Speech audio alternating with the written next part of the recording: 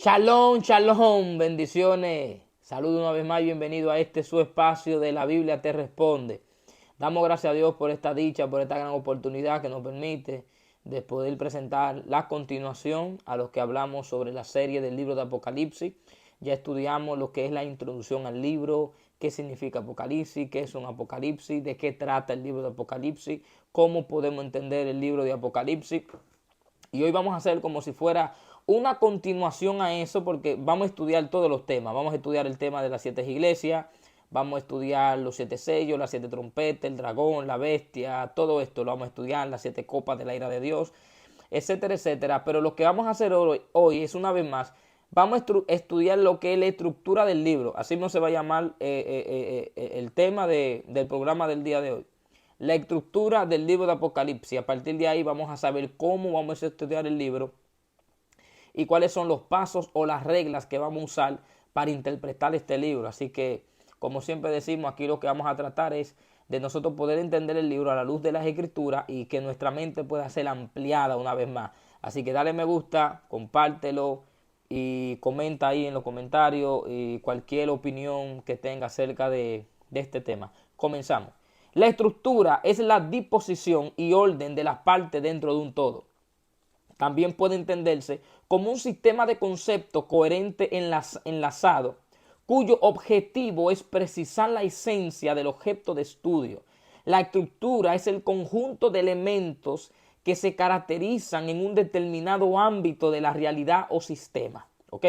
Así que aquí en el libro de Apocalipsis, Juan escribió esta carta para la iglesia de su tiempo presente y habla en un lenguaje simbólico donde su significado se encuentran en el Antiguo Testamento.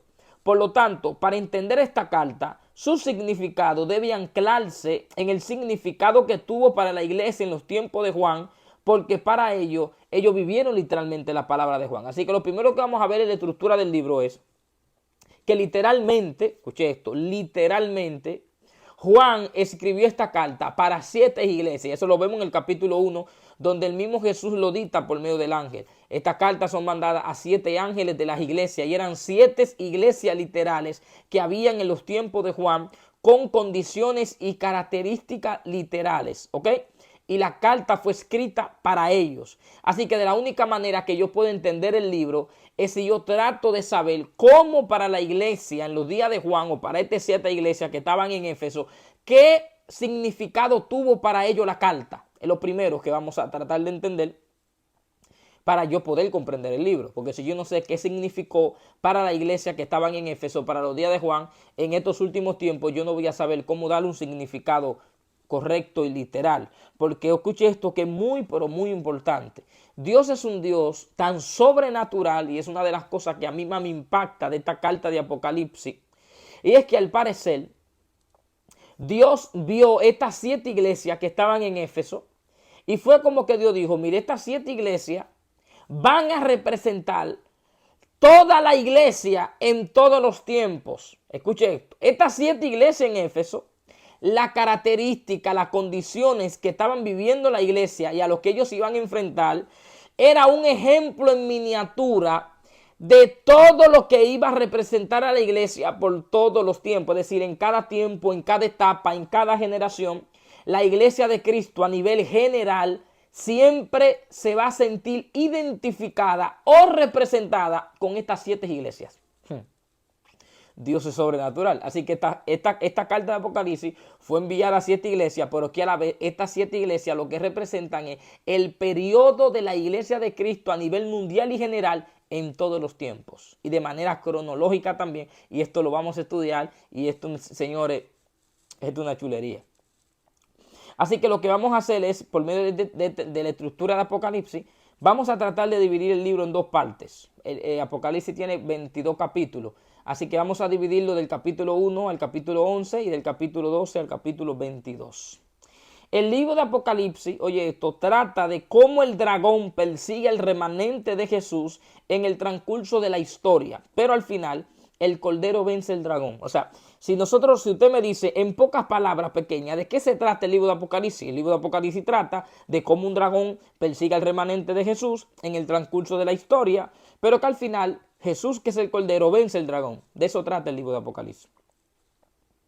Así que escuche esto que es muy importante, bastante sobrenatural. El libro de Apocalipsis también trata de dos grupos. Número uno, los que tienen la marca de la bestia y adoran a su imagen. Y número dos, los que tienen el sello de Dios y guardan su mandamiento. Estos son los dos grupos que existen en el libro de Apocalipsis. Vuelvo y lo repito. Los que tienen la marca de la bestia y adoran a su imagen.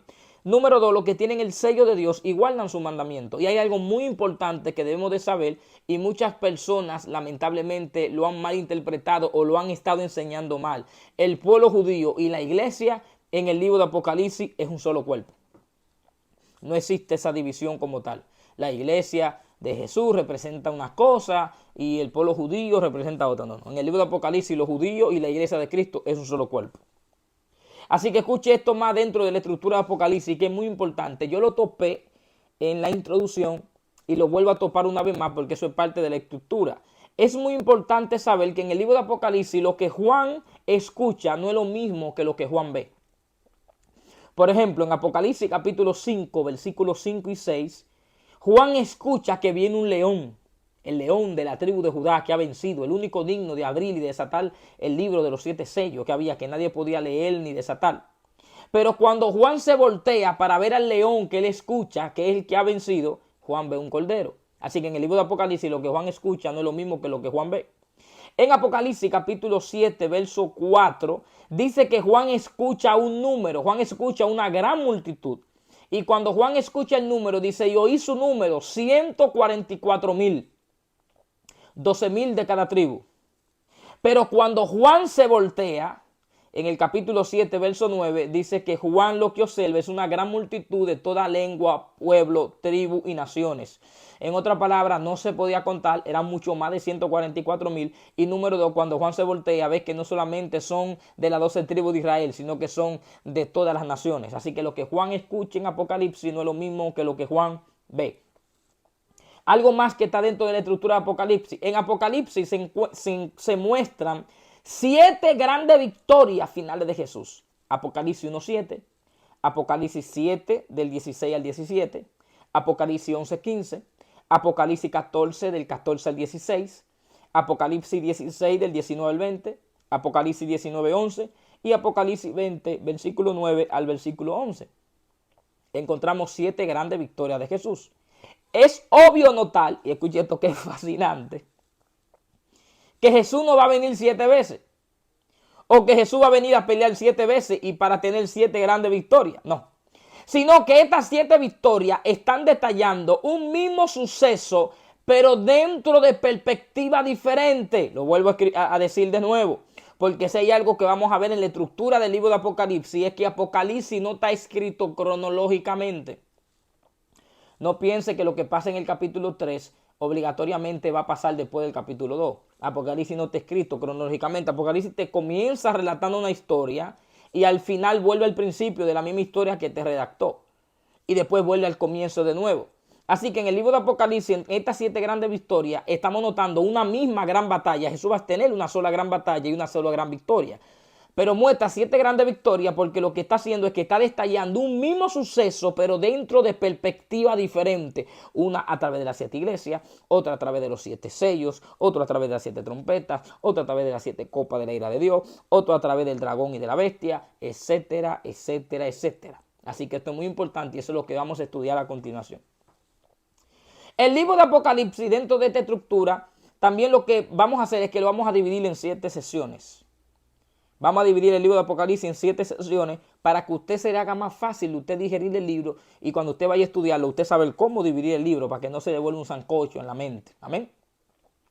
Número 1, primera sesión, del capítulo 1 al capítulo 3. Cristo y su pueblo, las 7 iglesias. Ya que fácil. Segunda sesión, del capítulo 4 al capítulo 7, los 7 sellos.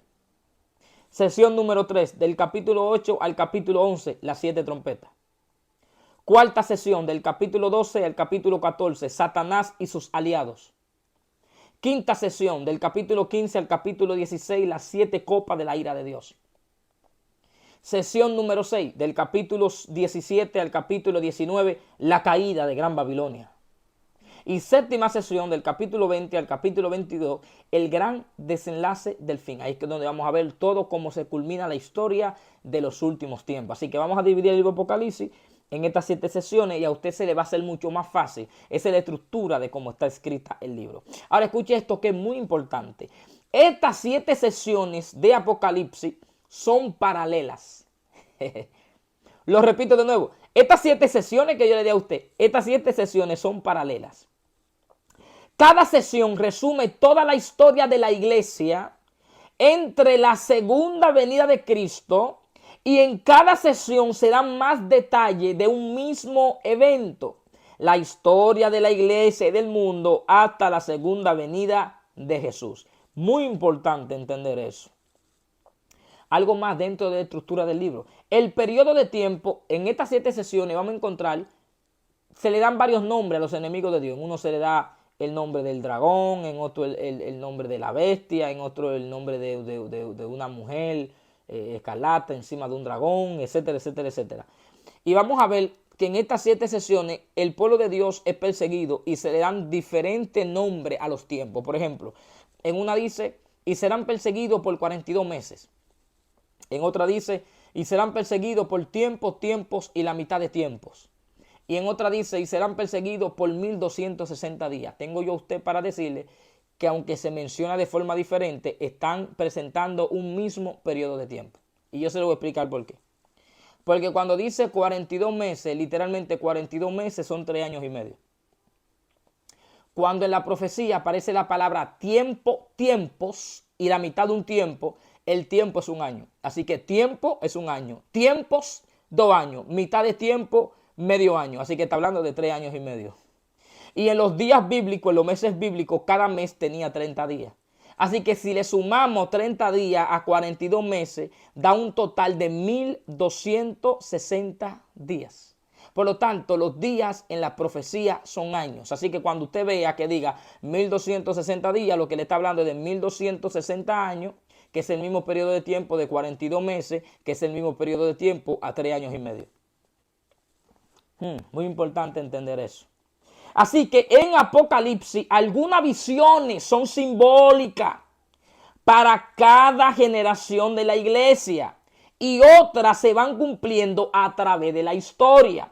Quiere dejar dicho que cuando yo voy al libro de Apocalipsis tengo que saber que hay cosas que ya se cumplieron, que hay cosas que se están cumpliendo y hay algunas que se van a cumplir. ¿Cuál es el problema? La mayoría de personas van con una mente cerrada. Hay unos que son los preteristas.